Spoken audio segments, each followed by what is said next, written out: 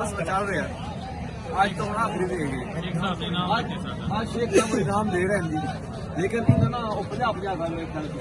नहीं लाख लाख ਲੱਖ ਆ 50 50 ਹੋ ਗਏ भाई सही नहीं यार सारे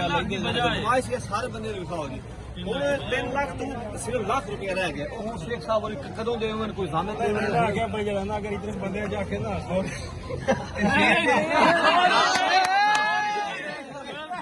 कोई तो ये तो सॉरी करनी है ना ना ऐसी सॉरी कर ला ना ना ना ना सॉरी सारे कुछ में शेख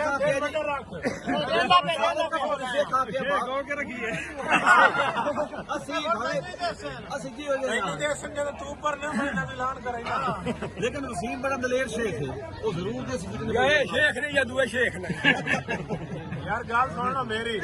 वसीम शेख 26 पर नहीं का तो 50,000 मेरी खोल सकते हैं नहीं यार पर्दे च रखो यार नहीं ये नहीं बोलना नहीं नहीं दिखाओ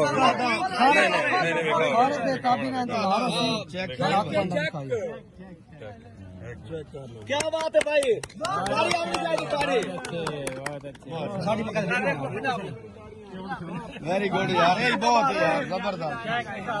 इस शेख दी कांड नहीं लगन दी अमर भाई मेरी तरफ ऐलान है भैया दो बंदे 2026 पर नहीं कहना तो 50,000 मांगे तू दे आए वीडियो बनाई